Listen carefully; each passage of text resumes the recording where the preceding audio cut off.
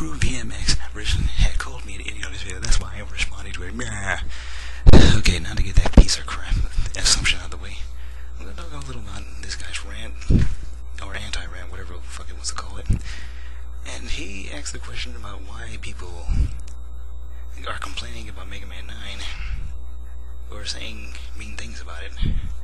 And quite frankly, he uses grilled monkey fat as his major example as the perpetrator of all these rants. And I'm saying, okay, you know the guy, that's fine with us, but most of us really don't care if you know the guy a lot. A lot of people just think that he's a huge idiot. And personally, yeah, he is a huge idiot if he thinks that, Robot Master names are the only reason that a franchise has stopped. But, and that's just his opinion. If he thinks that, stuff is ridiculous, then, who are we to say that he is wrong about it? But the thing that bothers me about this guy's rant is that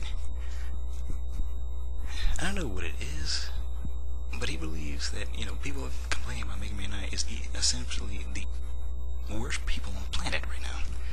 I mean, people can be skeptical about games like this. I mean, this is considered a sequel to a legendary franchise, for God's sake. I mean, people can talk of any type of shit they want to. I mean, honestly, if you've waited years for a game like this, then honestly, it's gonna be the talk of the town. A lot of people are gonna say good or bad things about it. That's just the way that things are. Skepticism is the way of video games these days, especially if they're announced. Okay, but I think you got the wrong impression from me. The main reason why I really don't like the idea of Mega Man 9 as far as the details go is because of what you said. The game is a $10 downloadable game. This game's not on retail, and it's going back to 8-bit gameplay. And apparently, that's my issue with the game. This is a game that everyone in the world has waited for. I have personally waited for this game. I mean, I've been playing Mega Man spin-offs for too damn long. I wanted a real sequel to this game. But the thing is, this real legendary sequel that I've been waiting for is a cheap-ass $10 game. And that's where my initial thing is going to. Mega Man 9 is not the true sequel to Mega Man 8, in my opinion. And to me, this is nothing more than another spin-off, if you will, to a classic series that really should get it really should get something better than this. I mean, when you think about it, Mega Man 6, 7, 8, Mega Man Advance, they've all introduced new concepts to the franchise. And when I take a look at Mega Man 9, I think they're going backwards in time. Even going so far as to take 2 moves from the Mega Man franchise, the charge shot and the slide, removing that, and actually saying that you have to pay for 2 fucking moves just to use them in the fucking game. I don't know what to say. $10 or not, that's bullshit.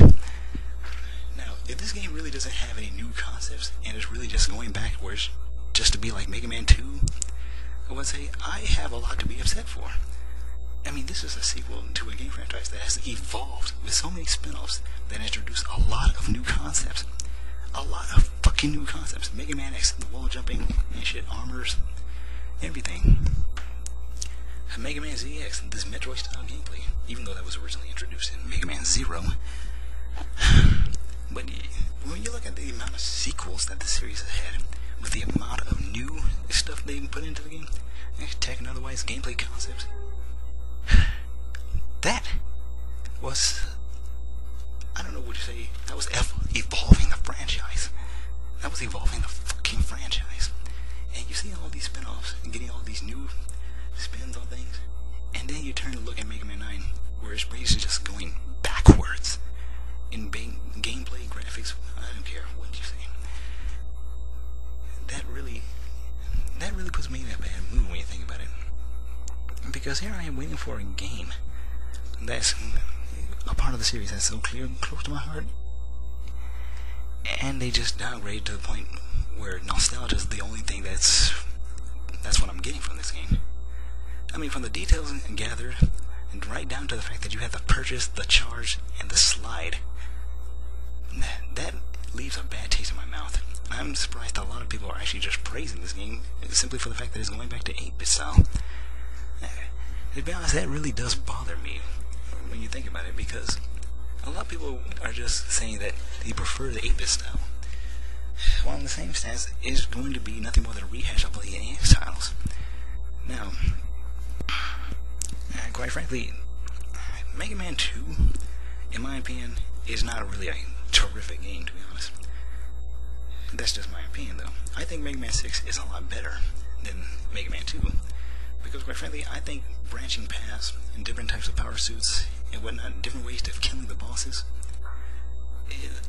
I feel that to be a much better experience than, having one weapon that can kill half the bosses in the entire game. I mean, when it comes to playing the Mega Man X games, the weapons are basically the only things that I really use to defeat the Robot Masters. And having to use only one weapon kind of destroys the concept of having 8 Robot Masters with several different weaknesses, and the majority of them can be killed by one fucking move. Metal fucking blade. No matter how much the move kicks ass, it's still kind of cheap. But in any regard, Mega Man 6 introduced the new branching paths concept. Mega Man 7 introduced, actually it didn't really introduce much, but fucking Proto Shield, man. How badass is that? Getting Proto Man's shield? And then you got the ability to have to look around and find the enhancements for Rush and such. That actually gives you a lot more replay value, because you have to revisit stages and use the special weapons to add special effects to the stages so that you can actually find different items. I haven't played Mega Man 8, but I played Mega Man Bass, which is playing right now, and this game introduced a lot of shit. And 2 playable characters, different types of items to use. Whew. Man, Mega Man and Bass, this game is badass. This is by far the best Mega Man game I've ever played. Hard as shit, but it's the best fucking Mega Man game. The classic Mega Man games I've ever played. I'm much more keen on the X series because they always introduce a lot of new stuff every single installment. Like for instance, Mega Man 6. A lot of people hate Mega Man X6 because the level design really did take a nosedive, and I agree with this. The red donuts from hell is one of the worst concepts ever conceived by man. But in the same stance, you always have these different parts in order to get past the stages. And the way you use these parts, it actually betters your chances of getting past the stages. Now, while that it won't guarantee much if you don't have the skill to beat those red donuts from hell, I have to say that Mega Man X6 just opened a doorway of new gameplay content and having equipable parts for the series. Now, the thing is, those games are all well and good, but I would just rather have it as the classic Mega Man game having all these new concepts. And the fact that a new installment is not introducing anything new as far as details go, in fact going so far as to put 2 conventions, 2 maneuvers in the series as things you have to purchase. Yeah, the $10 price tag is not enough to justify this game. And another thing, what's the problem with people ranting about games? I mean, you're talking about they have no lives to figure out about ranting about games. You're over here defending a game from these people who are ranting about it. I have to say, whatever. I'm out of time.